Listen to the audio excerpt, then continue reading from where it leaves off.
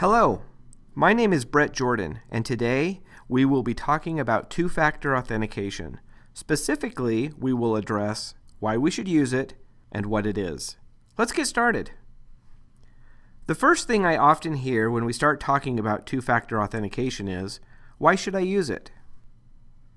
Remember, most systems today depend exclusively on passwords to control access, and those passwords are notoriously insecure. But wait, haven't passwords been a staple of computer security since the 1970s?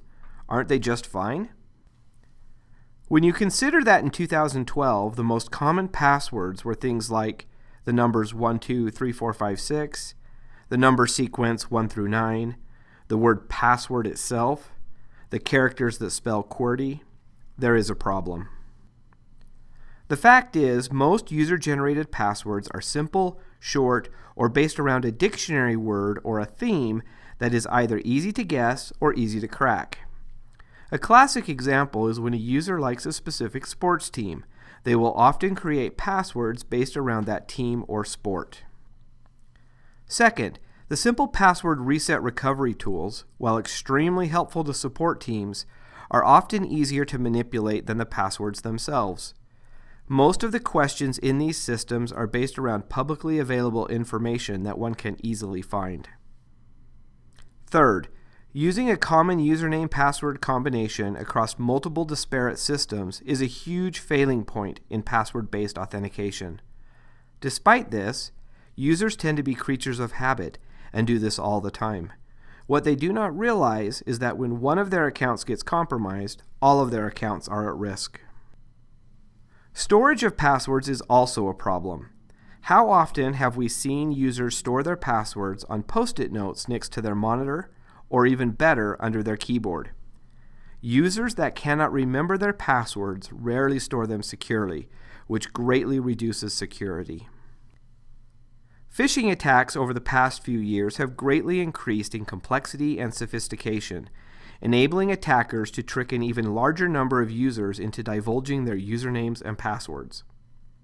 Remember, if you ever get an email from a vendor about your account that you were not expecting, you can always pick up the phone and call their support line to verify its authenticity. In general, one should not trust any unsolicited email request that asks to make changes to any account. Malware, coupled with a keylogger, also does a great job on contributing to the overall insecurity of passwords. They can easily record and transmit a user's password without the user ever knowing.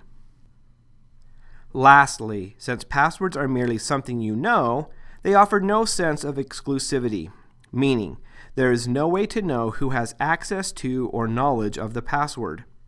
Someone can impersonate you anytime, anywhere, without you ever knowing. This is where two-factor authentication comes in. So what is two-factor authentication? Two-factor authentication is a two-step authentication process that involves something you know, like a password, something you have, like a hard token or smart card, or something that you are, like a fingerprint or iris pattern. For our discussion today, let's focus on something you know and something you have. Tokens, or key fobs as they're commonly called, are devices that generate a code number, either based on a time clock or counter. That code number is used in addition to your username and password during the authentication process. This two-step process greatly increases the strength of the authentication system.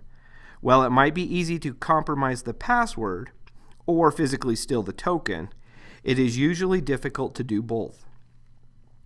Now, both time-based and counter-based tokens can have a challenge pin associated with them if the token has a keypad to enter it. The way it works is after you enter the pin, the token will generate a code number, even if the pin is wrong, but only a correct pin will generate a valid code. This makes it very difficult for anyone to brute force or guess your pin, as the token will always generate a code. Smart cards provide another type of two-factor authentication. They usually contain an encryption key or digital certificate that is used in the authentication process. While both tokens and smart cards are valid forms of two-factor authentication, they both suffer from management and distribution issues. For example, smart cards require hardware readers on every device, and tokens are generally tied to a single account. This means a user will need a different token for every system to which he or she needs to connect. With the proliferation of smartphones, the idea of using software-based tokens has resurfaced as a great alternative to traditional hard tokens. This allows the user to load an application on their smartphone, like the Google Authenticator, and have as many virtual hard tokens as they need. This system is easy to use and works well with modern smartphones.